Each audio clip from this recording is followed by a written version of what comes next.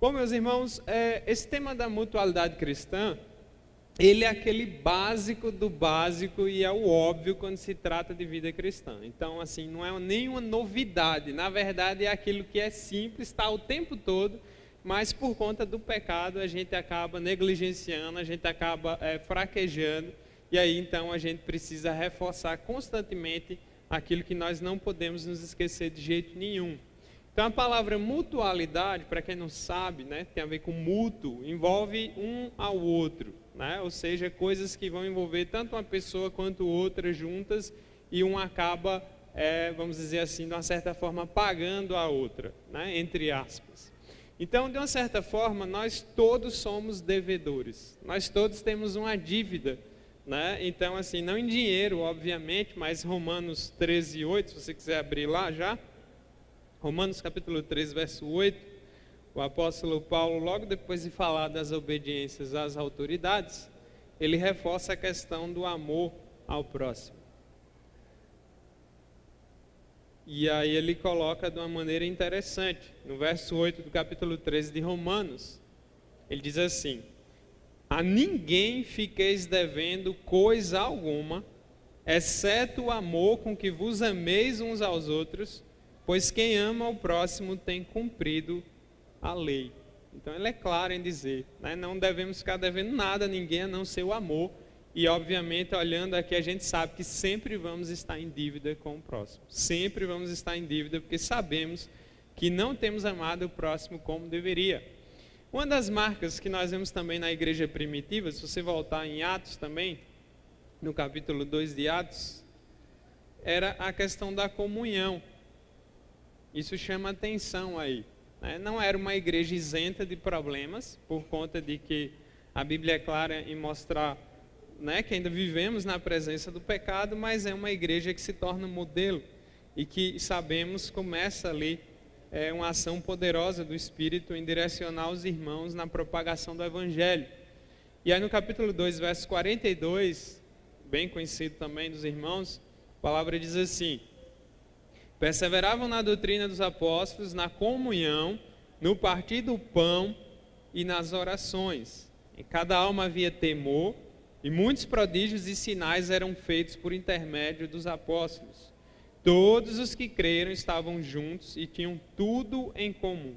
Vendiam as suas propriedades e bens, distribuindo o produto entre todos, à medida que alguém tinha necessidade. Diariamente perseveravam unânimes no templo, partiam o pão de casa em casa e tomavam suas refeições com alegria e singeleza de coração, louvando a Deus e contando com a simpatia de todo o povo. Enquanto isso, acrescentava-lhes o Senhor dia a dia os que iam sendo salvos. Então, aí deixa clara a questão da comunhão.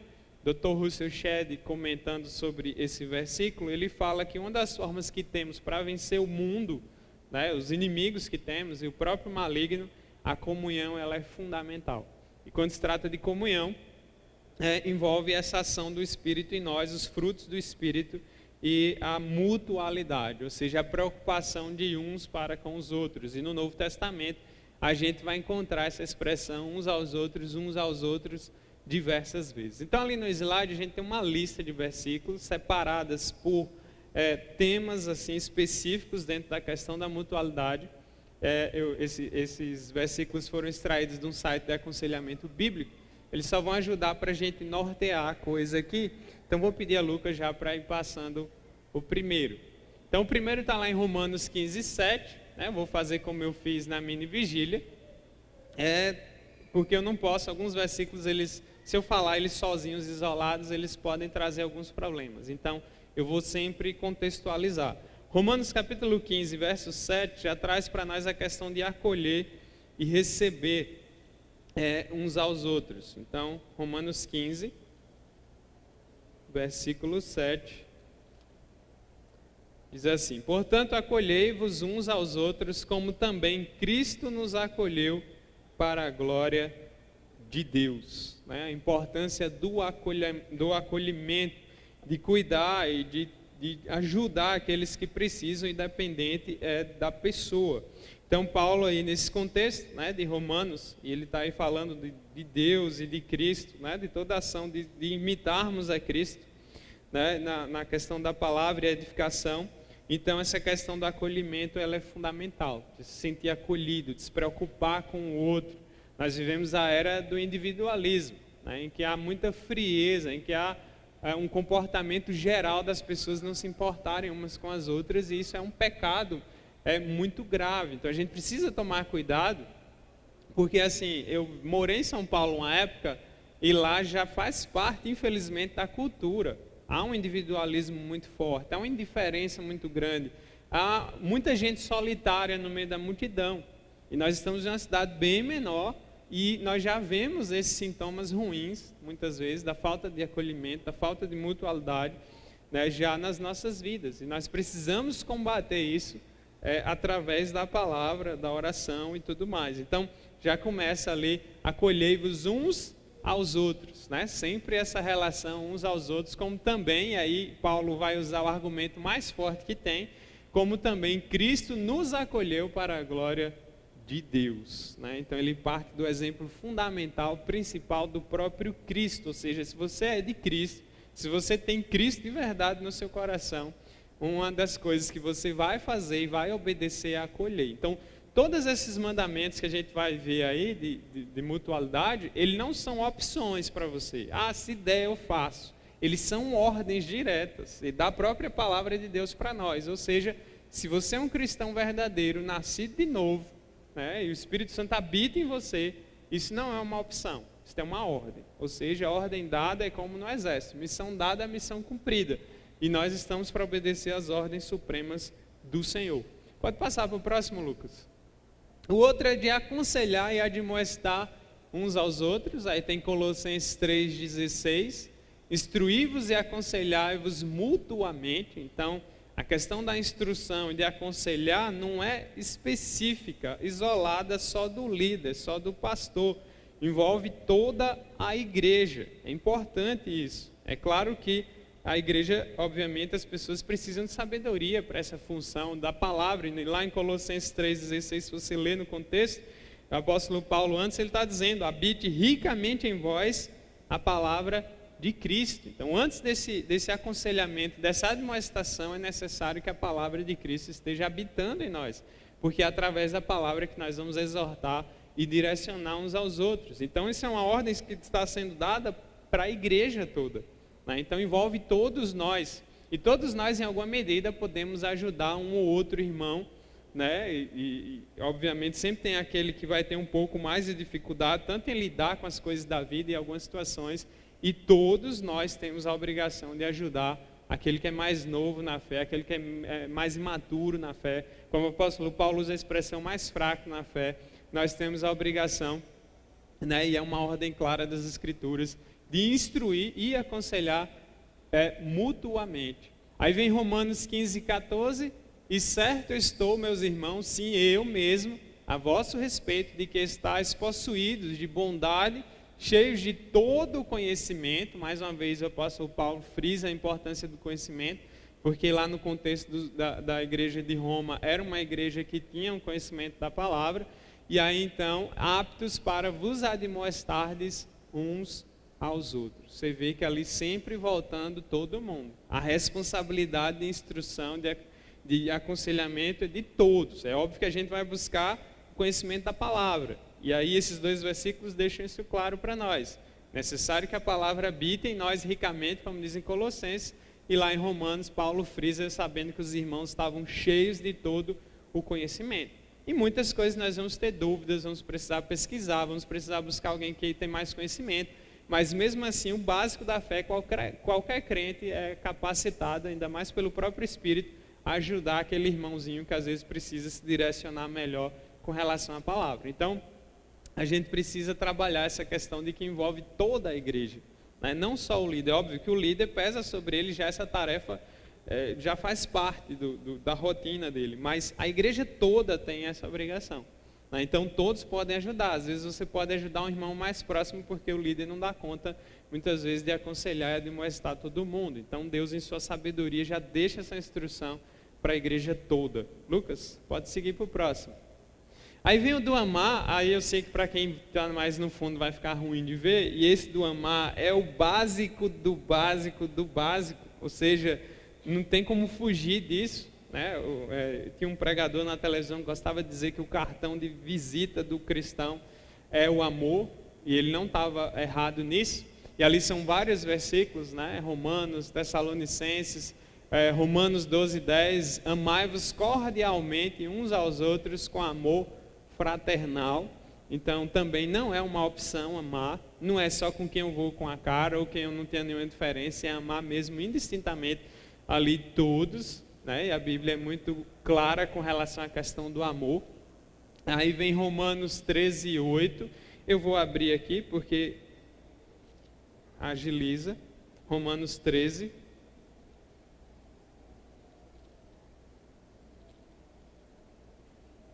A ninguém, né, que eu já li no começo, a ninguém fiqueis devendo coisa alguma, exceto o amor, com que vos ameis uns aos outros. Paulo está aqui aplicando o mandamento que Jesus já havia dado, pois quem ama o próximo cumpre a lei. O verso 10 diz, o amor não pratica o mal contra o próximo, de sorte que o cumprimento da lei é o amor. Então, se o indivíduo obedece à ordem de Deus de amar, ele já cumpre a lei, e, consequentemente, ele já vai evitar problemas com as autoridades. Então, por que o mundo está bagunçado do jeito que está? Justamente porque não conhece a Deus, não conhece o amor, então tem fracassado. 1 Tessalonicenses, capítulo 3. 1 Tessalonicenses 3.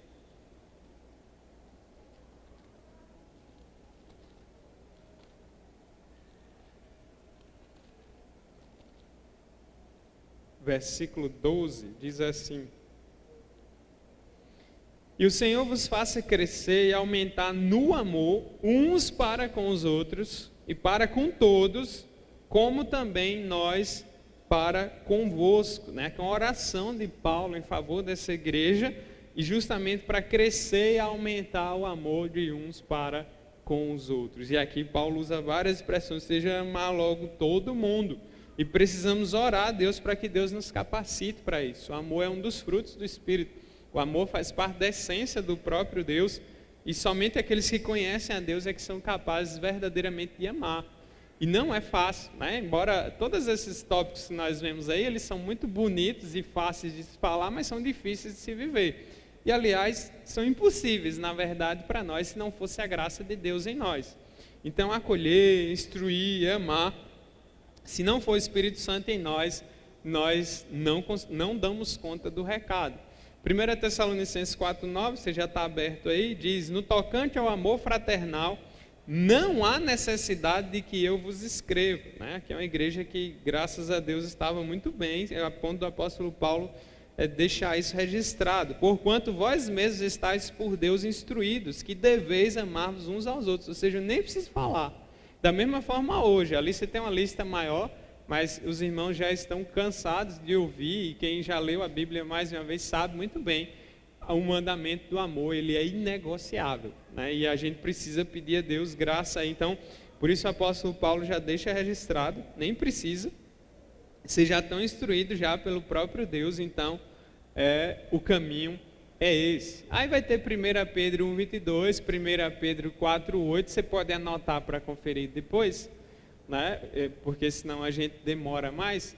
E aí tem 1 João, não tem como não ir lá em 1 João. Eu gosto de João porque ele dá logo um diretão na gente, no sentido de que ele aperta logo com relação ao quanto o amor é fundamental. Primeira Epístola de João, capítulo 3, verso 11.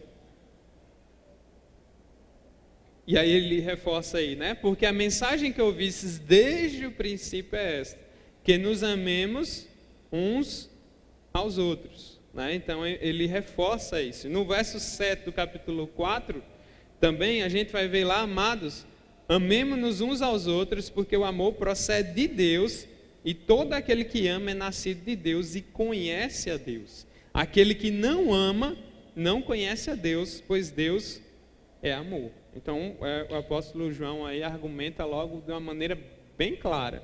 Se você não ama, você não conhece a Deus. Então, isso é muito forte, né? Muito sério.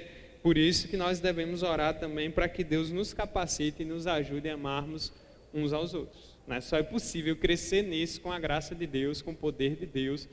E, com certeza, nós temos uma dívida muito grande com relação a amar o próximo. Pode seguir aí, por favor, Lucas? Aí vem a questão de levar o peso, né? Gálatas 6:2, né? Levar o peso ali não é ajudar a carregar a sacola, nem a mochila. Gálatas 6, por isso que é importante você ir lá na carta. Gálatas 6:2.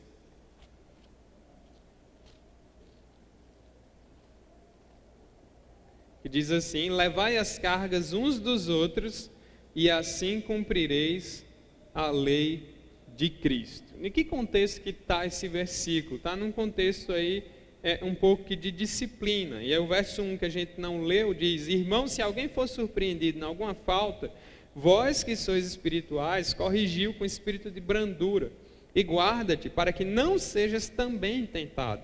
Aí depois vem o verso 2 dizendo: levai as cargas uns dos outros, e assim cumprireis a lei de Cristo. Ou seja, de levar o peso, porque muitas vezes o irmão que peca, se arrepende, ele ainda vai carregar ali aquele peso da vergonha, aquela dificuldade, e nós devemos nos compadecer dele de maneira, e o apóstolo Paulo ainda frisa, guarda-te para que também não sejas tentado, porque somos todos pecadores, e podemos também pecar na mesma coisa que aquele irmão que caiu também.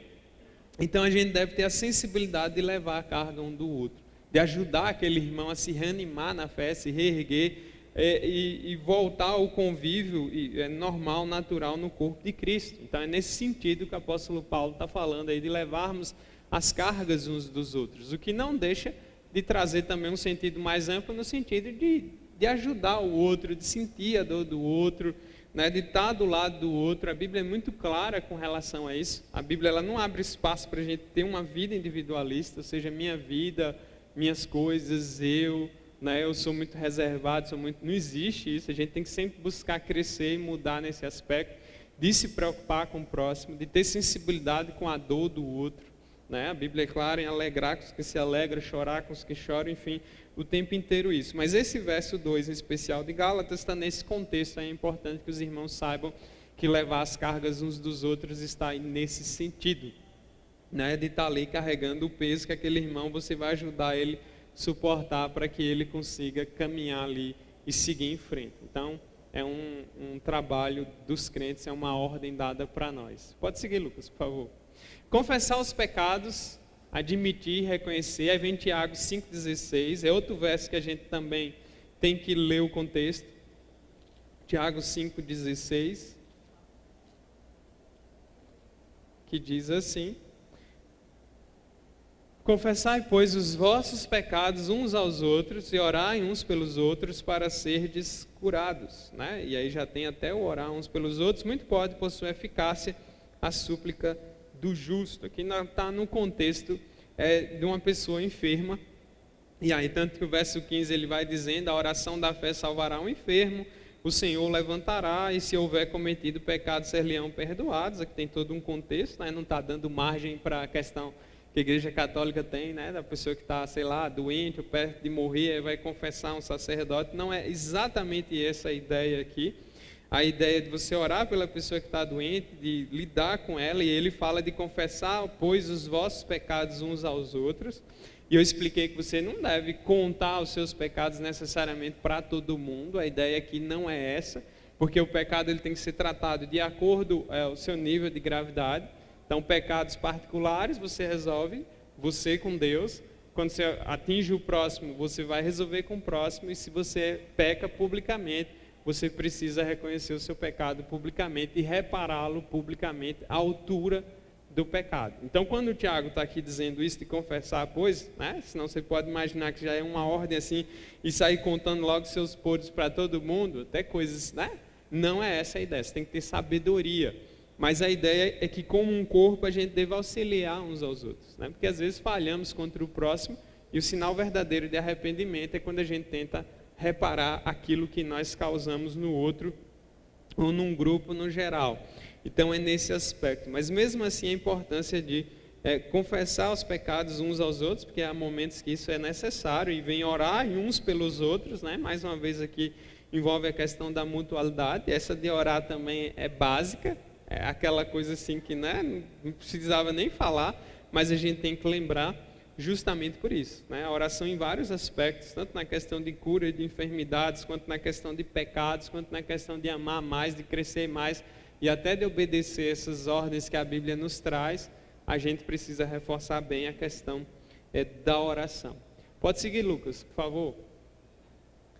Considerar com atenção e estimular o bem, Hebreus 10, 24, né? Abre aí Hebreus capítulo 10, versículo 24.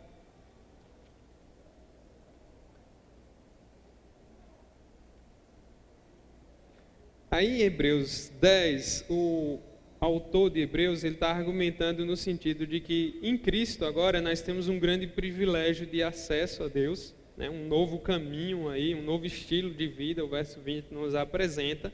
E aí no verso 24 ele diz: consideremos-nos também uns aos outros para nos estimularmos, e ao amor aí de novo, ao amor e às boas obras, né? Ou seja, de nos unirmos como um corpo e de estimularmos uns aos outros, tanto na questão do amor, quanto na questão das boas obras. Ou seja, aqui também envolve a questão da edificação, e devemos estimular o outro. Nós sempre estamos, alguns às vezes estão melhores do que outros, às vezes tem aquele dia que você está mais fraco espiritualmente falando, tem um irmão que está melhor, então um vai ajudando o outro. A ideia de um corpo é essa, né? Que estejam ligados e que tenha essa comunhão, de que tem esse crescimento, de que tem esse estímulo, aquilo que é bom, aquilo que é de Deus, né? Aqui vem até uma dica para a gente escolher amizades, e as pessoas do nosso convívio mais próximo são justamente pessoas, né, que pela graça de Deus e também cheias do Espírito, vão também nos estimular ao amor e também à questão das boas obras, aquilo que é bom, em crescer, em conhecer mais a Deus, em crescer mais na questão do amor, em cuidar mais um do outro, importar mais com o outro. Então, tem que haver esse estímulo mútuo, né? E isso é extremamente necessário. Então, é nesse contexto que ele vai dizendo aí. Por isso que no verso 25, vem aquele versículo que a gente conhece: não deixemos de congregar-nos, como é costume de alguns, justamente por isso. Porque se eu deixo de congregar, se eu deixo de ir à igreja, é um sinal de que eu não estou bem espiritualmente, é um sinal de que o meu amor está frio, é um sinal de que eu não estou a fim de estar em interação um com o outro. E geralmente a pessoa, quando ela não está bem espiritualmente, ela bota todos os defeitos na igreja, no próximo e tal, aquela coisa toda que a gente já conhece numa pessoa que não está bem, menos nela mesma, né? E aqui vem uma ordem, porque na época aqui da carta aos Hebreus, muitos irmãos estavam deixando de se juntar no culto público para voltar à religião judaica, aos sacrifícios do judaísmo. E aí então o autor de Hebreus dá esse reforço aqui, justamente ligado aí, né, com o verso 24, porque é justamente nessa união que vai haver esse estímulo ao amor e à prática das boas obras, né? Não existe esse negócio de crente sozinho, não existe esse negócio de desigrejado. Isso é rebeldia plena, contra a palavra de Deus. Pode seguir, por favor, Lucas.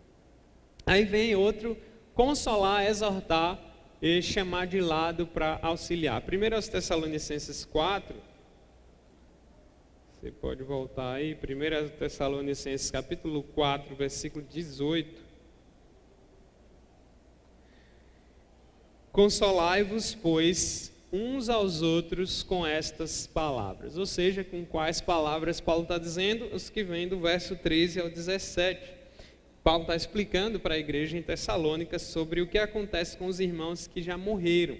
Por isso que é importante se saber o contexto, né? A gente tem essa lista de versículos, mas a gente não pode pegar eles soltos. É necessário se entender de onde é que ele saiu, o que é que ele está querendo dizer mesmo, para aplicar corretamente. Então, do verso 13 aí, Paulo vai dizer: não queremos que vocês sejam ignorantes com respeito aos que dormem, ou seja, aqueles que já partiram, para não vos entristecerdes como os demais, que não têm esperança. Paulo faz um contraste entre o crente e o descrente na questão da morte. Então, aqueles que não têm esperança são aqueles que não conhecem o Senhor, obviamente. O verso 14 ele diz: pois se cremos que Jesus morreu e ressuscitou, assim também Deus, mediante Jesus, trará em sua companhia os que dormem. E aqui, obviamente, a mensagem de esperança. E claro que traz um consolo muito grande, você saber que o irmão querido, né, que morreu em Cristo, está bem com o Senhor, e um dia todos nós nos reuniremos, né? Josemar Bessa, numa frase dele, diz assim, que entre dois crentes verdadeiros nunca existe o último encontro. A última vez que eu vi, a última vez que eu estou vendo. Não. Se forem os dois crentes, eles vão se ver pela eternidade, vão ter um bom tempo, inclusive, para matar a saudade, dependendo do tempo que um parta em relação ao outro. Então é nesse contexto que o verso 18 aí vem: consolai-vos, pois, uns aos outros com estas palavras. Então, num contexto aqui de perder pessoas, no sentido de igreja, pessoas que estão em comunhão com o Senhor, são palavras extremamente consoladoras. Então, de uma maneira geral, o que vai nos trazer consolo e conforto também é a palavra do Senhor como um todo, porque ela tem várias outras porções que tratam de situações da vida que vão nos trazer um profundo consolo e conforto diante das adversidades. 1 Tessalonicenses 5,11, a gente já está aí mesmo aberto, vai dizer lá para nós: consolai-vos, pois, uns aos outros e edificai-vos reciprocamente, como também estáis fazendo. Aqui nessa porção da carta, o apóstolo Paulo já está falando sobre a questão da vigilância, né? De não dormir no ponto, de ficar ligado, porque a gente está tratando aí da volta de Cristo, da salvação e tudo mais. Ele vai usar várias figuras, né? De estar sóbrio, de estar vigilante. No verso 6, ele usa a comparação das trevas com o dia e tal. Então, aí chegando no 11, é que ele vai dizer: consolai-vos, pois, uns aos outros. Aí vem a questão de edificar, que é uma linguagem de construir. Você vai estar edificando alguém, construindo, montando, para que aquela pessoa fique mais forte. E aqui diz reciprocamente. Nunca é unilateral o negócio, nunca é só uma ordem para uma pessoa, não, é para todos, porque sempre tem um que está numa situação que o outro não está, ou que um conhece mais a palavra, ou está mais em comunhão com Deus com o outro, então essa interação acaba fortalecendo o grupo todo, a igreja toda. Então por isso que sempre se encontra aí uns aos outros, e edificai-vos reciprocamente, como também vocês estão fazendo, como era o caso da igreja em Tessalônica. Então você vê duas situações aí, e que envolve a questão de consolar em situações distintas. Aí vem Hebreus 3,13, volta lá em Hebreus, capítulo 3, verso 13, que diz assim, aqui está tendo toda uma argumentação, falando da superioridade de Cristo em relação aos ritos antigos da lei de Moisés, e aí no verso 13, é melhor ler o 12 junto, e ele diz assim: tende cuidado, irmãos, jamais aconteça haver em qualquer de vós perverso coração de incredulidade que vos afaste do Deus vivo. Pelo contrário, exortai-vos mutuamente cada dia, durante o tempo que se chama hoje, a fim de que nenhum de vós seja endurecido pelo engano do pecado. Então a exortação aqui ela tem um objetivo, é para evitar que a incredulidade afaste você do Deus vivo. Aqui está num contexto em que muitos crentes estavam querendo voltar ao judaísmo, aqueles sacrifícios todos e tal, estavam havendo dificuldades nesse sentido. E aí o autor de Hebreus vai dar uma exortação para que a igreja se exortasse mutuamente, justamente para que não fosse endurecido pelo engano do pecado. E obviamente aqui nós podemos aplicar o contexto moderno nosso, porque nós vivemos também cercados de heresias, de falsos profetas, de mentiras e tudo mais, e o próprio pecado causa cegueira e engano. Então a exortação na palavra é a ferramenta mais poderosa que temos para combater isso, e aqui é uma ordem também dada para toda a igreja: exortai-vos mutuamente. Então a gente precisa ter essa sensibilidade, porque muitas vezes, e hoje em dia por conta da televisão, da internet, às vezes os irmãos acabam tendo acesso a muita coisa de seitas e heresias que são extremamente perniciosas.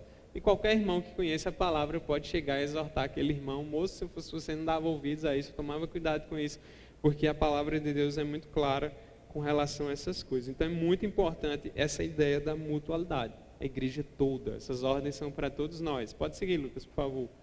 Aí vem a questão da cooperação e de manter a comunhão. A gente já está em Hebreus 13, verso 16.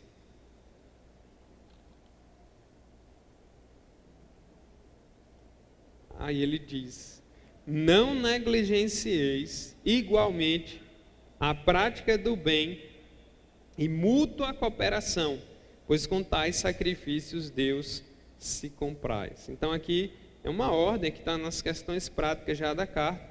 Não negligencie a prática do bem, da mútua cooperação, ou seja, de eu cuidar e me preocupar com aquele irmão que possa estar em dificuldade e ajudá-lo em vários aspectos, tanto espiritualmente quanto materialmente falando. Né? O contexto aqui de Hebreus traz essas ideias e ele reforça isso, dessa mútua cooperação, porque qual é o incentivo maior? Pois com tais sacrifícios Deus se compraz, Deus se agrada, Deus tem prazer nisso. Então não preciso necessariamente esperar só a igreja para ajudar alguém. Se eu puder ajudar alguém, eu posso ir lá e fazer sem nenhum problema. Isso a gente tem que ter consciência. Então, óbvio, a igreja como um corpo, ela tem uma obrigação com os necessitados, mas também cada um crente individualmente tem sua obrigação com o seu próximo. A ponto de que se eu tenho como ajudar, e Tiago vai dizer que se eu posso fazer o bem e não faço, eu estou pecando. Então, eu tenho que prestar atenção no outro. Né? Às vezes o irmão está ali com alguma dificuldade, a questão de comida, ou está sem um sapato para vir para a igreja, uma roupa e tal. Se você pode ajudar e não ajuda, você peca. Então o autor aos Hebreus está dando essa ordem lá, que serve para nós cá também, de não negligenciarmos essas práticas do bem e nem da cooperação uns com os outros. Então é muito importante isso, porque a gente está na época que a gente às vezes finge que nem está vendo o problema do outro, já para não se envolver ou não ter que colocar a mão no bolso muitas vezes. Isso é pecado. Então 1 João capítulo 1, verso 7, volta lá em 1 João 1, 7, vai falar da comunhão. E o que eu gosto de João também é que ele reforça logo. Se você não ama, você não conhece a Deus. E se você também não tem comunhão, você não está na luz. Ou seja, você não é crente. Então, João não alisa. João é o apóstolo do amor, fala muito do amor, mas João não passa a mão na cabeça de ninguém, não. Então, aí no verso 7, ele diz: se porém andarmos na luz, como ele está na luz, ou seja, o Senhor, mantemos comunhão uns com os outros, e o sangue de Jesus, seu Filho, nos purifica de todo o pecado. Então ele é bem claro: se eu estou andando na luz, se eu estou com o Senhor, eu vou manter comunhão uns com os outros. Por que João falou tanto disso aqui? Porque ele está escrevendo numa época em que a igreja estava tendo vários problemas, talvez, isso a gente deduz pelas cartas de comunhão. Então ele reforça a questão do amor o tempo todo. Olha, se você não ama, você não conhece a Deus. Se você não tem comunhão com os outros, você não está na luz. Porque existe muito isso, às vezes, o nosso pecado produz isso, o orgulho, a soberba, a gente se acha melhor do que o outro. A gente chega a um ponto que a gente se acha tão bom e tão melhor que a gente não quer se envolver com ninguém. A gente começa a considerar os irmãos inferiores, a gente começa a classificar cada um e colocar defeitos aqui e ali, e a gente se isola como se a gente fosse a perfeição total na igreja. E, vamos dizer assim, sai da comunhão ali e é uma pessoa que, se não for a graça de Deus, Satanás facilmente manipula e leva para um caminho errado. Então, devemos prestar bastante atenção nesses detalhes aí. Quem tem comunhão, e aí vem o desejo de estar junto com o corpo, por mais defeitos que tenhamos, e dificuldades, e pecados, a comunhão vai trazer, muitas vezes, essa questão de você ter que lidar com pessoas diferentes. Mas se você é crente, se você anda na luz, se você tem o Espírito Santo, isso para você, por mais difícil que seja, você vai ser capacitado a obedecer essa ordem tranquilamente. Então é importante você pensar nisso. Isso é coisa para crente. Essas ordens são dadas para aqueles que nasceram de novo. Que isso fique bem claro, que todas essas cartas estão sendo escritas aí voltadas para a igreja. Então segue aí, por favor, Lucas. Cultivar a paz e a harmonia, Romanos 14, 19. Romanos capítulo 14, verso 19.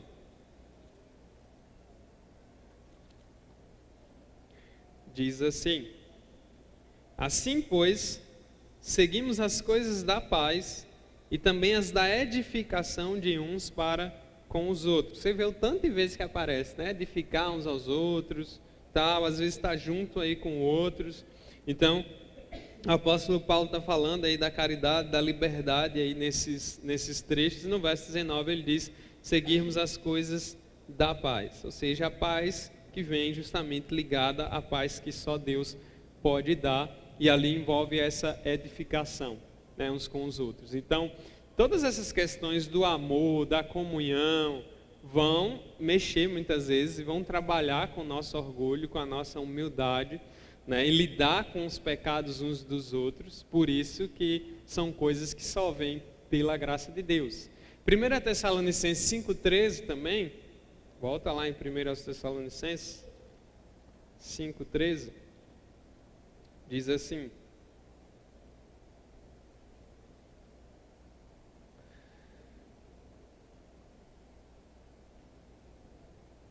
aqui são vários preceitos que o apóstolo Paulo está dando, a partir do verso 12. Aí se você ler o 12 para ficar no contexto, ele diz: agora vos rogamos, irmãos, que acateis com apreço os que trabalham entre vós e os que vos presidem no Senhor e vos admoestam, tá? Se referindo à questão dos líderes, né? De acatar aí com apreço e o respeito que se tem, é uma coisa que a Bíblia traz. E o verso 13 ele diz: e que os tenhais com amor em máxima consideração por causa do trabalho que realizam. E aí depois ele tem uma sentença aí: vivei em paz uns com os outros. Muito provavelmente na igreja em Tessalônica estava tendo aí alguns atritos muitas vezes com aqueles que lideravam o trabalho. Então Paulo está dando várias aplicações já em vista do que ele falou. Vivei em paz uns com os outros. Então é muito importante a gente atentar para esses princípios. Lucas? Cultivar a humildade. Aqui está outra coisa que sem a graça de Deus é absolutamente impossível. Efésios capítulo 4, verso 2.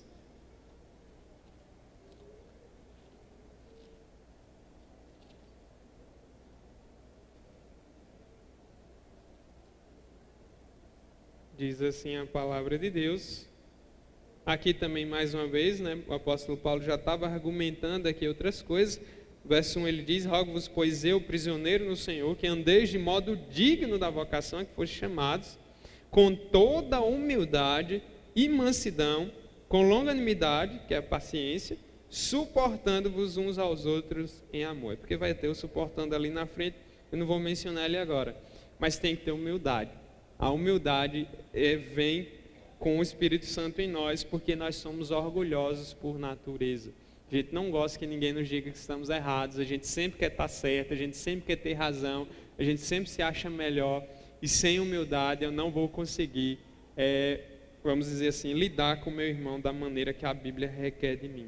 Eu preciso reconhecer que eu sou pecador, que se não fosse a graça de Deus, nem aqui eu estava. Se não fosse a graça de Deus, eu não poderia dar um passo sequer na vida cristã. Por isso, a gente tem que ter toda a humildade e mansidão. E isso não é uma coisa que vem naturalmente de nós por causa do pecado.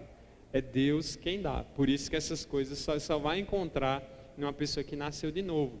Filipenses capítulo 2, verso 3. Filipenses também é uma carta que traz muito essa questão da humildade. Ele vai começar com o exemplo maior de todos, que é justamente Cristo. No 2:3 ele diz assim: nada façais por partidarismo ou vanglória, mas por humildade. E aqui vem uma coisa que só com a graça nós conseguimos, considerando cada um os outros superiores a si mesmo. E aí é que está, porque a gente sempre quer se achar, né? Às vezes um conhecimento, um cargo ali a mais, a gente já quer. Não, eu sou o topo, ninguém me questiona, ninguém pode me dizer o que fazer, mas é tolice. E aí o apóstolo Paulo é claro em dar diretrizes sobre a questão da humildade, considerando os outros superiores a si mesmo. Eu sempre tenho que tratar o outro de uma maneira melhor possível, né? E envolve engolir sapos e às vezes sair no prejuízo, mas o que importa é manter a paz, glorificar a Deus e obedecer a palavra dele, por mais difícil que seja. E óbvio que os estímulos maiores que nós sempre vamos ter é o de Cristo. Por isso que aí nessa carta de Filipenses, se você desce mais, no capítulo 5, aí ele diz: tende em vós o mesmo sentimento que houve também em Cristo Jesus, pois ele, subsistindo em forma de Deus, não julgou como usurpação ser igual a Deus, antes a si mesmo se esvaziou, assumindo a forma de servo, tornando-se em semelhança de homens e reconhecido em figura humana, a si mesmo se humilhou, tornando-se obediente até a morte e morte de cruz. Aí depois do verso 9 ao 11 tem aquele trecho belíssimo de um hino que é registrado aqui, mostrando que Deus o exaltou acima de tudo e todos de uma maneira gloriosa. Então o exemplo máximo que nós temos de humildade é Cristo. né? Aquela cena de Jesus lavando os pés dos discípulos é um negócio fora do sério. Jesus colocando como um servo para os servos, como nós vimos na última parábola no domingo, é algo fantástico, né? Jesus servindo os seus, mesmo já na glória ali, nos receberá de uma maneira graciosa, a ponto de nos servir ali. Então, são coisas que fogem totalmente da lógica humana, da cabeça de um pecador. 1 Pedro 5,5, primeira epístola de Pedro, capítulo 5, verso 5.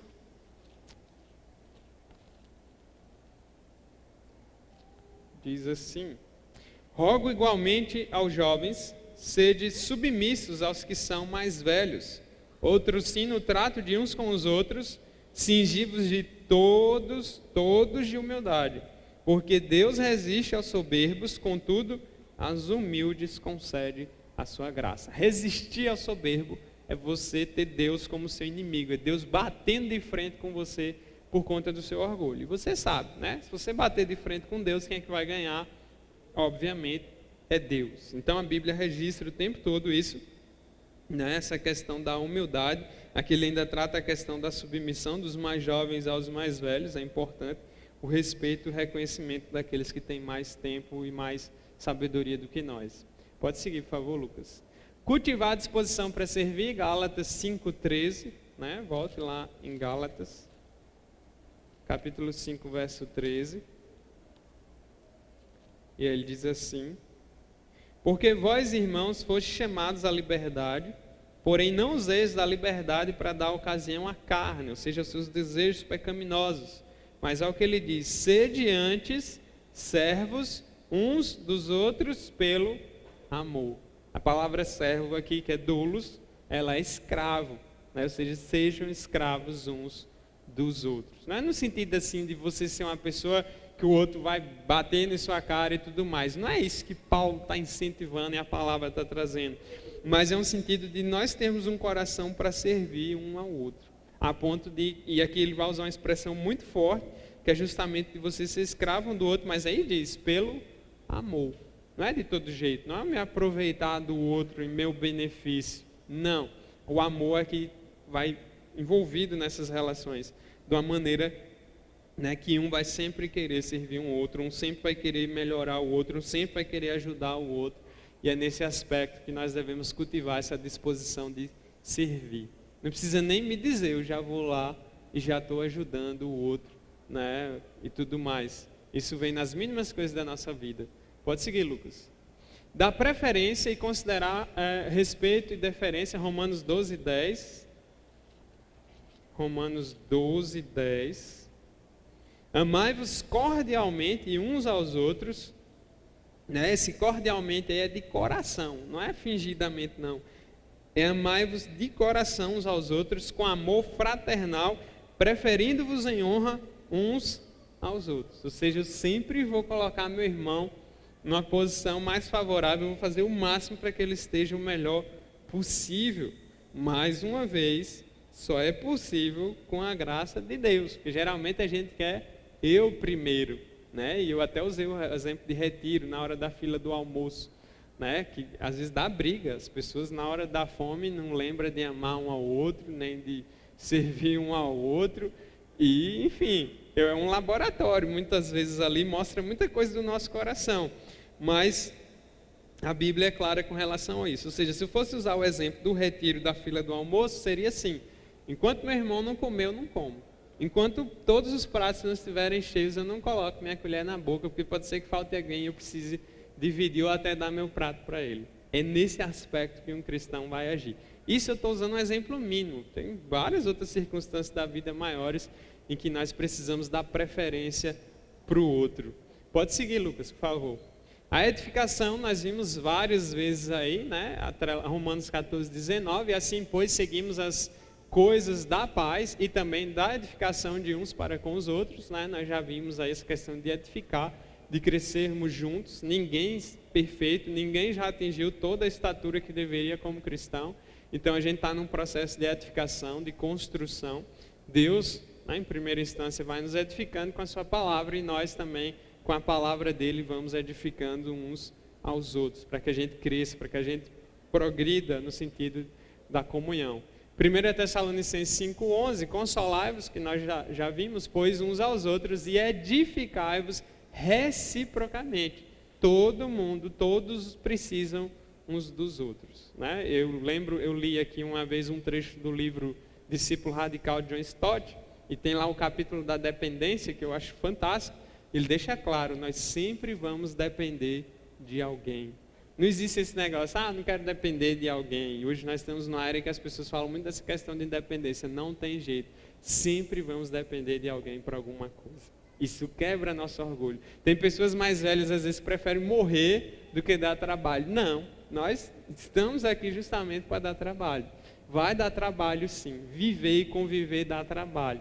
O negócio é que a gente quer fugir dessa responsabilidade e desse trabalho, mas é orgulho da nossa parte quando nós não queremos ser um peso ou coisa do tipo. Enfim, há várias circunstâncias, mas biblicamente falando, e todos esses mandamentos estão deixando claro para nós que dependemos uns dos outros.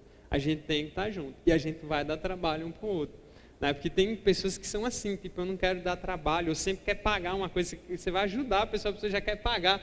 Isso já revela muito do coração da pessoa, porque ela é uma pessoa que não vai querer ajudar ninguém de graça, então ela não quer ficar devendo a ninguém. Isso já revela um pecado aí, e isso é muito ruim, é muito nocivo, né? Então a gente precisa pensar, sempre vamos depender uns dos outros, sempre vamos dar trabalho uns aos outros. Não tem para onde correr, é impossível que não seja assim, né? Então Deus nos fez, nos criou, e nós somos criaturas, e criaturas são dependentes de alguém que está acima. O único que não depende de ninguém é Deus. Abaixo dele, toda a criação depende de Deus em primeiro lugar, e dependemos também uns dos outros. Então não tem como fugir disso, né? Cuidado com esse pensamento moderno de independência, porque ele esconde muita coisa ruim.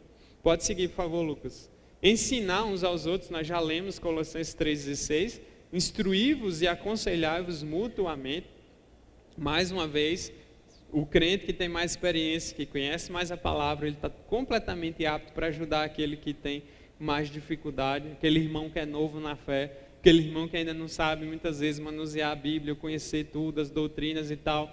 Você pode ajudar aquele indivíduo. Então isso é uma ordem para a igreja toda, isso é importante, né? A igreja crescer. Sempre tem um irmão que está ali, conhece mais alguma coisa e pode ajudar o outro irmão que tem uma dificuldade na questão do conhecimento da palavra, nas coisas da palavra. Então essa ordem ela é dada para toda a igreja. Devem se instruir mutuamente. Mas vocês lembram que Colossenses 3,16 frisa bem, devemos estar com a palavra habitando em nós, né? Porque senão não adianta. A gente só vai conseguir ensinar alguém no caminho de Deus se a gente, em primeiro lugar, se alimentar da palavra. E é uma regra que vale para qualquer pessoa, tanto para um professor, quanto para um pastor, qualquer líder. Ele vai precisar da palavra em primeiro lugar para poder alimentar ou instruir ou aconselhar os outros. Então toda a igreja depende disso. Você vê que o tempo inteiro nessa ideia de uns aos outros, fica clara a ideia de um corpo unido, interligado. Assim como cada órgão do nosso corpo, eles interagem entre eles para que o corpo todo funcione, da mesma forma o corpo de Cristo. Ele não é feito para ser separado, para ser fatiado. O coração ele não pode ficar independente dos outros órgãos, porque senão ele morre. Assim como os outros órgãos também sem o coração, também vão morrer. Então, tem que estar tudo ligado, conectado, e um vai puxando o outro, senão não funciona. E a gente peca muito nesses aspectos aí. Pode seguir, por favor, Lucas. Evitar o mau julgamento e não ser obstáculo ou empecilho, Romanos 14:13, você já está em Romanos? É importante eu frisar aí um detalhe, que ele diz, não nos julguemos mais uns aos outros, lembrando que a Bíblia não diz que nós não devemos julgar. A Bíblia evita o julgamento errado, né? Então isso é muito importante. Pelo contrário, tomar o propósito de não pôr tropeço ou escândalo ao vosso irmão. Então, envolve aí, havia questões aí, dificuldades, que às vezes as pessoas pegam esses versículos de não julgar e esquecem do contexto. Como se tipo assim, você é pecador, você não pode falar de mim que sou pecador também. E aí ficaria um clima assim de anarquia, de bagunça, sem lei, sem ordem. Não, a Bíblia é clara em dizer que devemos exortar uns aos outros e julgar corretamente uns aos outros. Você está errado mesmo, né? A ideia de Cristo ali em tirar o argueiro do olho e tal. é justamente para que você não venha a repreender o outro por um pecado que você está cometendo. Mas é obrigação de todos nós exortarmos ali ou julgarmos corretamente aquele irmão que esteja em falta. E ainda assim, o apóstolo Paulo ainda acrescenta aí de termos como propósito não colocar tropeço ou escândalo ao irmão. Porque aí havia todo o contexto da pessoa mais fraca na fé. Alguns achavam que podia comer de tudo, né, os alimentos sacrificados aos ídolos, até porque os ídolos não são nada mesmo, então não vai me acontecer nada. É como se a gente hoje em dia tem um irmão que vai comer o doce de Cosme e Damião e não está nem aí, porque quem criou tudo é Deus, a bala não pertence a Cosme e Damião mesmo, e estou nem aí mesmo, não vai fazer efeito nenhum. Eu sou de Deus, o Espírito me protege, eu posso comer o que eu quiser. Mas tem um irmãozinho mais fraco na fé, que ele diz, você comer isso aí os demônios vão lá e tal, e aí você, para dar uma de bonzão, eu vou comer na frente dele, só para dizer que eu sou bem na fé, escandaliza o irmão, aí você peca e peca todo mundo, e aí você está errado, e você está desobedecendo a palavra. Então, o limite aí é eu não escandalizar meu irmão. E aí, então, por isso que o apóstolo Paulo está trabalhando essa ideia de não julgar incorretamente, porque aqui está num contexto em que o irmão julgava se o outro era crente ou não, por causa dessas atitudes, né? Então, o apóstolo Paulo, não é por aí o caminho, né? Então, você tem que tomar cuidado para não ser um escândalo para o seu irmão, ou não ser um tropeço para o outro. Então, é nesse contexto que Romanos 14, 13 está, mas ao mesmo tempo nós devemos ter cuidado nos julgamentos, no cuidado com as coisas e não sermos também um obstáculo para o irmão. Por isso que a gente viu, o pecado tem vários níveis e tem os pecados que a gente pode cometer publicamente, ou seja, eu vou escandalizar pessoas, então esse pecado ele já tem um outro patamar e ele precisa ser tratado no mesmo, vamos dizer, no mesmo nível que ele se alastrou, porque senão, diga. Pastor Everton, eu gostaria de saber em relação, se eu sei que essas oferendas, eu tenho um conhecimento bíblico, que é servido para deuses, e eu não gostaria de aceitar, de comer. Eu percebi isso, por exemplo, na festa de Cosme e Damião, tinha uma vizinha que sempre trazia essas comidas para dar aos meninos que são gêmeos. E todas as vezes que ela trazia essas ofertas, essas crianças adoeciam. Porque eu tenho cuidado de estar orando por eles, e sempre que eles comiam, eles adoeciam. E aí até um dia que a mãe, ela sentiu isso de não aceitar e dar mais para essas crianças, porque sempre ela vinha e trazia, e a mãe dava comida. E aí, eu tendo consciências, você disse que não, para não escandalizar, né? Nesse sentido, estava ajudando de alguma forma? A minha percepção é errada, ou eu tenho uma percepção bíblica nesse sentido? Olha só, o limite aí é da consciência. Se a senhora acha que vai pecar se fizer isso, então não coma, porque aí peca, né? Agora, se tem plena consciência, e aqui o apóstolo Paulo, quando argumentou nesse trecho que a gente leu, para não julgar, e tá, um come, o outro não come, e aí acaba que pode entrar numa discussão dessa natureza aí, mas a ideia é você estar tranquilo diante de Deus com a sua consciência, ou seja, se diante de Deus eu estou tranquilo, eu posso comer o que eu quiser, porque Cosme e Damião não vão fazer diferença nenhuma, e no crente, magia, essas coisas não pega, então fica sossegado. Mas por uma questão de consciência se acha melhor não, né? Então é melhor se abster daquilo. E aí eu tenho que evitar ser um tropeço para o meu irmão, porque às vezes tem um irmão que não entende essas questões, se ele me ver comendo, eu vou escandalizar ele na fé, e aí entra nesse mesmo contexto aí, eu vou me tornar um obstáculo para a fé dele. Ele vai achar que eu não sou crente, ou ele vai ficar em confusão, nossa, mas o irmão que eu respeito tanto está comendo esse negócio aí, e aí é nesse contexto ali que a gente precisa ter muito cuidado para evitar fazer o irmão pecar, e entra nessa questão de uns aos outros. Pode seguir, Lucas. Isso, exatamente. Eu já estou finalizando ali, já está nos últimos, e depois os irmãos, se der uns minutinhos, ainda podem falar. Evitar queixas e reclamações, Tiago 5,9. Irmãos, não vos queixeis uns dos outros para não ser julgados.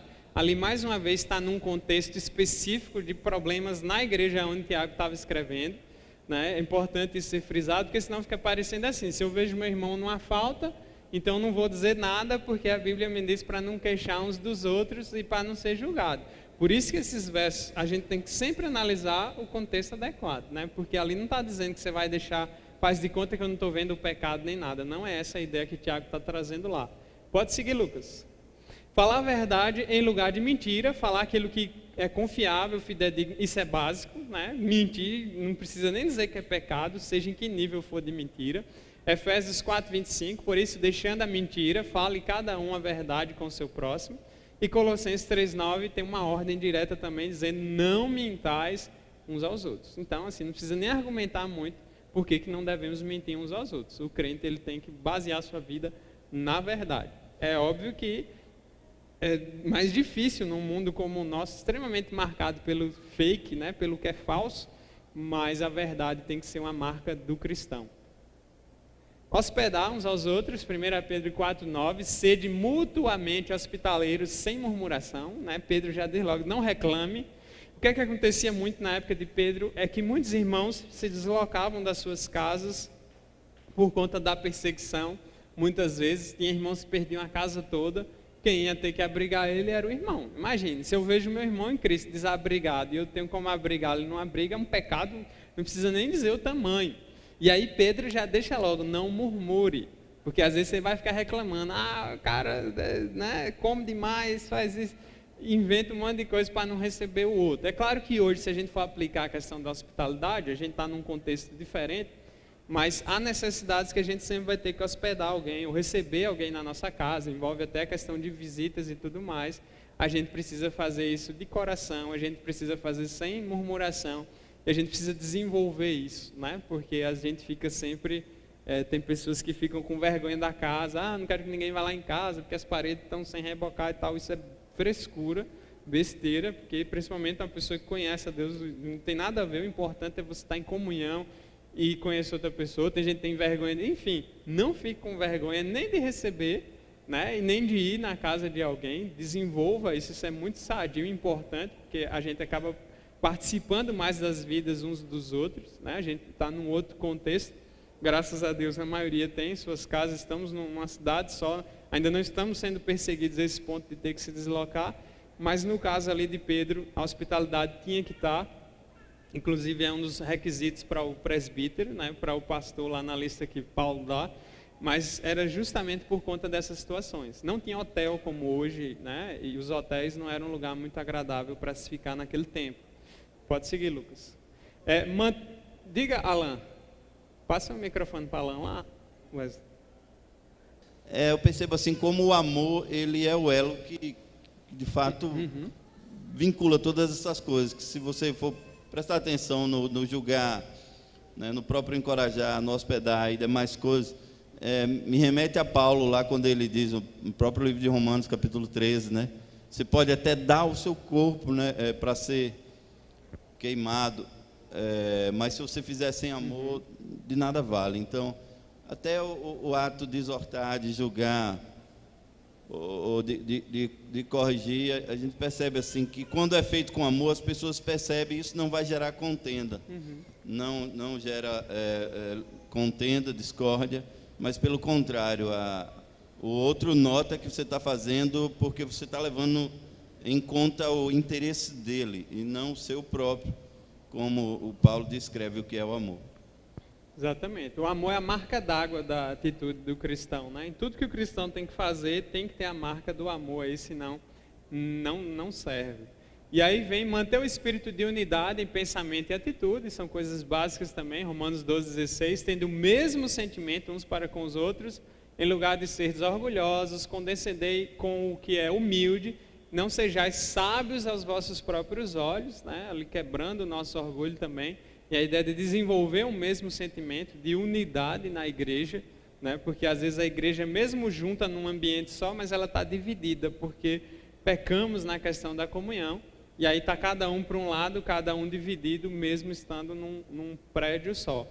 Romanos 15:5, ora, o Deus de paciência e consolação vos conceda o mesmo sentir, é um desejo aí da parte de Deus, uma oração de Paulo, o mesmo sentir de uns para com os outros. É Deus quem nos faz produzir isso. Lucas, pode seguir, por favor. Orar, esse é básico, aí não precisa nem dizer muita coisa, orar uns pelos outros. Isso aí é fundamental, não tenho o que acrescentar mais. Pode seguir, por favor, Lucas. Perdoar também é básico, né? Efésios 4:32, antes sede uns para com os outros, benignos, compassivos, perdoando-vos uns aos outros, como também Deus em Cristo vos perdoou. Paulo já deixa logo o argumento maior de todos para perdoar. Cristo perdoou você, então você tem a obrigação. E assim, para o cristão perdoar não é impossível, né? E é importante que isso fique claro. Perdoar, se você foi perdoado por Cristo, você vai perdoar os outros que te ofendem. Porque sabe que Deus perdoou coisas que seriam imperdoáveis por causa de Cristo em nós. E portanto, quando nós não perdoamos uma pessoa que nos ofende, nós pecamos gravemente. E às vezes é uma marca, até você, não consigo perdoar.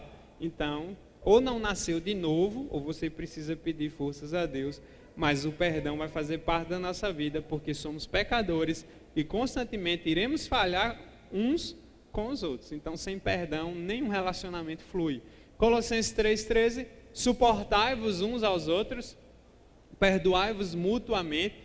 Suportar ali não é aguentar alguém que é chato, né? Suportar é dar suporte, é ajudar, é sustentarmos uns aos outros, perdoando-vos mutuamente, né? Então é importante você saber o suportar-vos o que quer dizer, porque tem gente que imagina que é isso, eu vou suportar um irmão chato, alguém que eu não vou com a cara. Não é isso, né? Até porque às vezes o chato pode ser você. Então a ideia é de nos suportarmos, de nos ajudarmos e darmos suportes uns aos outros. E o perdão está ali também, perdoem-se mutuamente. Porque vamos ter atritos, vamos ter dificuldades, divergências que são comuns entre pecadores. Pode passar, Lucas. Servir e ajudar é básico, e nós já vimos também sobre servir, 1 Pedro 4:10, servir uns aos outros, cada um conforme o dom que recebeu. Deus distribui dons à sua igreja e nós devemos servir a igreja justamente com esses dons que Deus nos dá. Isso também é uma coisa muito básica. Efésios 5:21 vem sujeitar e ser submissos uns aos outros, sujeitando-vos uns aos outros no temor de Cristo. Essa sujeição é importante lembrar que é no temor de Cristo justamente por isso, porque como somos pecadores, a gente ainda corre um risco muito grande de explorar o outro, né? De ver que como o outro está disposto a nos ajudar, a gente vai explorar, a gente vai abusar. Ele é cristão mesmo, se ele é cristão, então vamos ver se ele é, e eu vou encher o saco. Não é nesse aspecto que a Bíblia nos ensina, sujeitarmos uns aos outros no temor de Cristo. O amor está aí nesses vínculos todos. Pode seguir, por favor, Lucas. Suportar, eu já falei, Efésios 4:2, com toda humildade e mansidão, com longanimidade, suportando-vos uns aos outros em amor. Mais uma vez o suportar é nesse sentido, de dar suporte, né? E com toda humildade e mansidão, benignidade, né? Em amor. É importante o em amor ser frisado aí. Pode seguir, Lucas. Então, finaliza aí. Isso só são alguns, tem mais na Bíblia, e você pode procurar no Novo Testamento e grifar quantas vezes vai aparecendo uns aos outros, uns aos outros, uns aos outros, uns aos outros, e você vai lembrar da mutualidade cristã. Então perceba o quanto nós temos pecado nessa parte, quanto nós carecemos da graça de Deus para obedecermos isso, e se somos crentes de verdade, obedecer isso para nós não é uma opção, é uma ordem direta, ou é ou não é, ou eu sou assim ou não sou. Então eu preciso clamar a Deus para que desenvolva isso em mim e na igreja como um todo. Eu preciso pedir a Deus que a gente desenvolva isso. Sim, irmão Josias?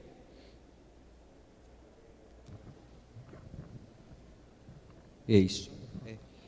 O modelo é Cristo, né? Isso. Em João 13:34 diz: assim como eu vos amei, que também vos ameis uns aos outros, nisto conhecerão todos que sois meus discípulos, se tiverdes amor uns aos outros. Exatamente.